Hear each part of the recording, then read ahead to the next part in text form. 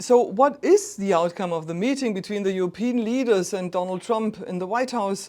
Should Zelensky trust the US president? And what about Putin? Is he really willing to meet the Ukrainian president? A lot to discuss with Ben Hodges, the retired three-star general, who is very knowledgeable not only about the United States, but also about Europe and Germany, as he has been serving and living there since a long time. Ben, thank you so much. Well, thank you for giving me the privilege again.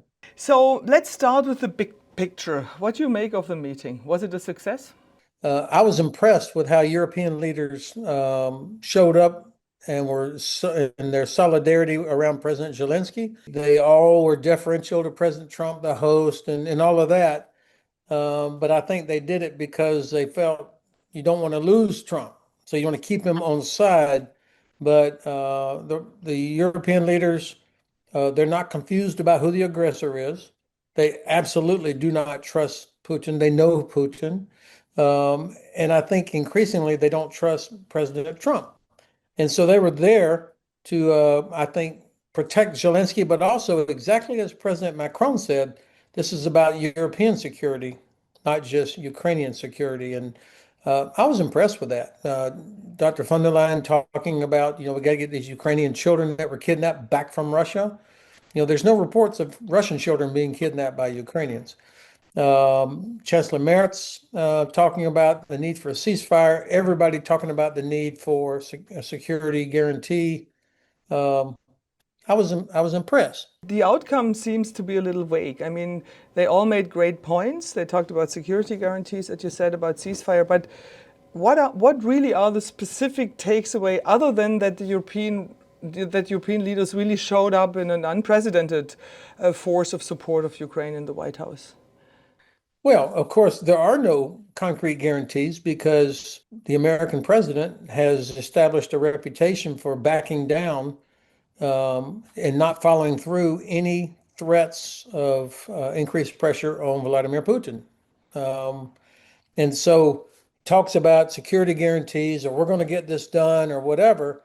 And then nobody in that room believed when he said Putin wants peace, or when he thought he was on the hot microphone when he told President Macron that Putin said he really wants to do this for me. Nobody believes that, except maybe him. And so I don't know where it goes from here. I'm sure Putin wants peace, but 100% on his terms.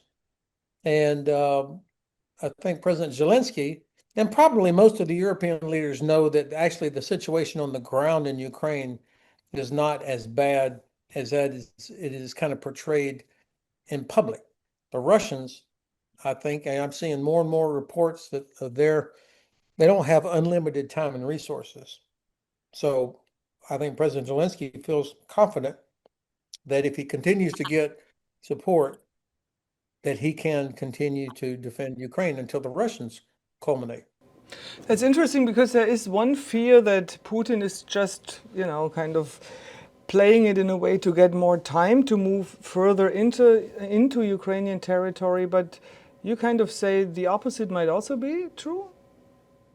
I think that Putin would love to have um, endless ongoing negotiations and talks and all of that because he would still be able to keep doing what he's doing. Because he is reading the American president. And the American president thinks that all it takes is, him personally putting his finger in Putin's chest, get Putin and Zelensky together, then the three of them get together, it's all done. As if they were discussing a townhouse in downtown Manhattan, instead of something that's based on cultural, historical, geographical issues going back many, many years. I think the president's approach has been doomed from the beginning because he never was willing to accept or acknowledge that Russia's the aggressor. He doesn't understand, and people around him don't understand the history and the culture and the geography involved. And also, I think in the administration, they don't really understand why people fight. I mean, they don't understand this thing, you got no cards, told me loud and clear that they don't understand why the Ukrainians are fighting so hard. I mean, you could say that the Taliban had no cards, the Viet Cong had no cards, or that the American colonies had no cards, and yet we were able to, the ones with no cards won each time. The president doesn't understand that. I was kind of really maybe even shocked when Donald Trump repeated yesterday that it's Joe Biden's fault that the war started. I mean, he doesn't seem to really understand or accept that Putin is the only one who started this war, right? No, that is the whole point. He's not willing to accept that he was president for 4 years of this war. That it started in 2014.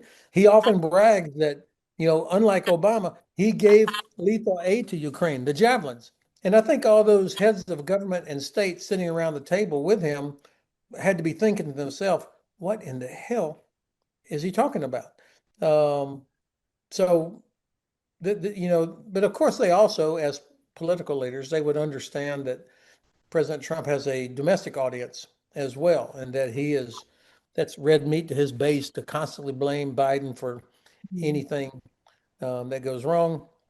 I will say that he exhibits uh, none of the leadership attributes that I would expect from a brand new lieutenant. I mean, he doesn't accept responsibility for anything that goes wrong.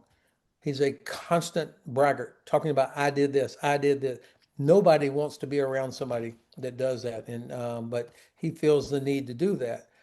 And I mean, you're talking about some cagey old political leaders at that table, and they hear and see that. And so I think they probably, of course, we don't know what was discussed in the closed meeting, but they should not be intimidated by him. So Ben, let's talk about some details. The German Chancellor really wanted to come back with an agreement for a ceasefire. That didn't happen. How important would that be to have some decent, serious peace negotiations?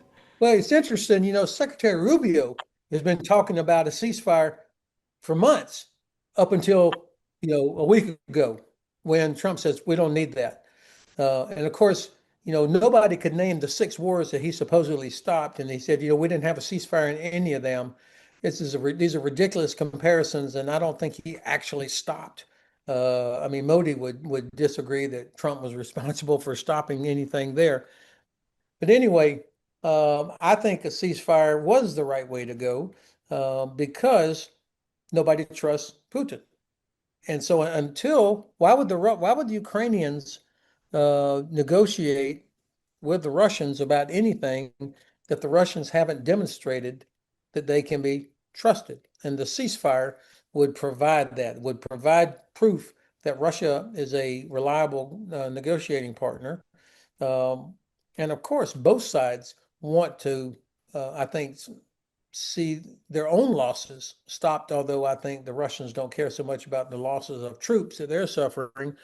Um, I don't understand why the president is uh, willing to skip over the ceasefire part and thinks that he can just go straight to a peace agreement, because I don't think anybody else in that room believed that the Russians would actually live up to it. But let's just say whether it's a ceasefire or a security guarantee, the challenge is still going to be what will provide that guarantee? What forces would provide that guarantee? What would be the mission for any soldiers of the Bundeswehr or the British Army or the French or whatever that went there? What is their task? What are the rules of engagement? Because the Russians will test immediately whether or not we are serious about this guarantee. Um, and I think a ceasefire would have been a good way to get to the next step, which would be the long-term uh, solution. And so I agree with the Bundeskanzler, and I don't know why Trump wanted to skip over it unless he realized it was going to be really, really hard to do. But you still have the same problem of what guarantees does that really mean? I mean, when somebody like Witkoff talks about a NATO-like guarantee, I mean, that means Article 5. So whoever is part of this coalition, if when Ukraine's attacked again by Russia, which happens every day and night, are members of the coalition then going to attack Russia? It makes no sense to me. So what are the next steps now? So we don't have an agreement on a ceasefire. They're now going to meet and talk about a peace deal. So how is this going to look like, Ben? Well, I think probably on three or four different parallel tracks. One, Trump has given himself the responsibility to arrange a meeting between Zelensky and Putin. I think Putin wants nowhere near Zelensky. After all that he has said, that it will really be quite a step for him to agree to meet Zelensky. And Zelensky was clever. He said yesterday it has to be on the level of leaders.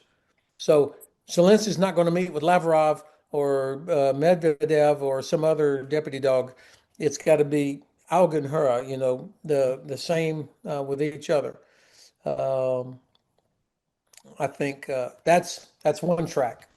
And then, of course, Macron was so smart when he said, well, not just a trilat, there needs to be a quadrilat because this is about European security. And so, they're not going to be just spectators on the sideline hoping it all works out well. They're going to insist on being at the table, which I think is exactly the right thing to do. So I think today Dr. von der Leyen had virtual meetings with all the leaders inside the EU to talk about what they discussed. These are important steps.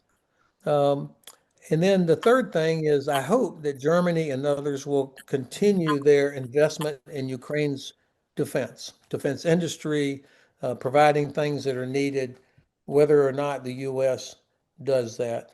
Um, and then, of course, the Congress, as you know, being there in D.C., the Congress returns in just a couple of more weeks, I think after Labor Day. And we'll see what the mood of the Congress is. Before the summer, they were very supportive of these secondary sanctions on anybody that buys oil and gas from Russia. I hope that they still feel the same way when they come back. Should Zelensky trust Trump? I think he is savvy enough to know that there's that President Trump has always taken the Russian side. I mean, regardless of what's said, and yes, yesterday's meeting was much nicer than the one back in February. I think that he knows that he cannot just assume or hope that the U.S. is going to do what's needed. That more and more European countries are going to have to do this. Um, I hope I'm wrong. I hope that the United States, because it's in our interest, that Ukraine is successful and that Russia has to return to its own borders. I hope the president will one day say, Russia, you need to withdraw your troops. But when President Zelensky hears the American Secretary of State say, well, Ukraine is going to have to give up some territory, why? I mean, why? Zelensky's asking, why do we have to give up territory? Especially territory that the Russians haven't even conquered yet. So, no, I don't think he does. After this meeting, are we closer to a peace deal or to the end of the war than before? I would like to say that this was a good positive step because people were talking, but that Minsk one and Minsk two, you had people talking, and none of that turned out very well. So I'm not more optimistic than I was 2, 3, 4 days ago about the overall thing. I am more optimistic about European leaders if they follow through on what they said. But I was impressed. Again, the solidarity of people around that table. And even though they were deferential to President Trump, each one of them had something to say directly that was counter to what Trump wants. Yeah, I was actually also impressed how well it was coordinated. I mean, they didn't have a lot of time to prepare, so it seems that Europe is really taking it on now, right? They understood the ball is in our field. Would you agree? That's exactly what I think. So, Ben, last question. Marco Rubio seems to play a bigger role in kind of talking about these peace deals, peace negotiations, whatever. What do you make of that? I mean, he's one of the most experienced members of Donald Trump's cabinet, of course. A lot is, I mean, we really rely on him now in many ways. How do you feel about that? Yeah, I had thought, when the new Trump administration was announced, of all the people that were named, he was the only one that struck me as a responsible, thoughtful, uh, mature, legitimate cabinet level person. His all his experience in the Senate. Um, he's been a big disappointment, frankly, because he is now completely on board with all the Trump. You don't get the impression that he's pushing back on things. Maybe he is behind the scenes. I don't know, but this is the way it should be. The Secretary of State dealing with one of the biggest foreign policy issues that our country faces. And it's not just about Ukraine. It's about Europe. It's about the alliance. It's about China. It's about Iran. All of these things are connected if we're thinking strategically. So I'm glad that he is emerging as the leader. Witkoff was terribly. He may have been good to some level in real estate, but not the right guy to be the lead envoy for this. And General Kellogg also, I think, could not be the lead guy for this. So glad to hear it. I did hear, I think that Rubio probably, if he can retain the president's confidence while actually doing real foreign policy work, not just carrying the water for the president, he probably survives for a while. Ben Hodges, thank you so much, and I'm sure we talk soon. Thank you very much, Ines.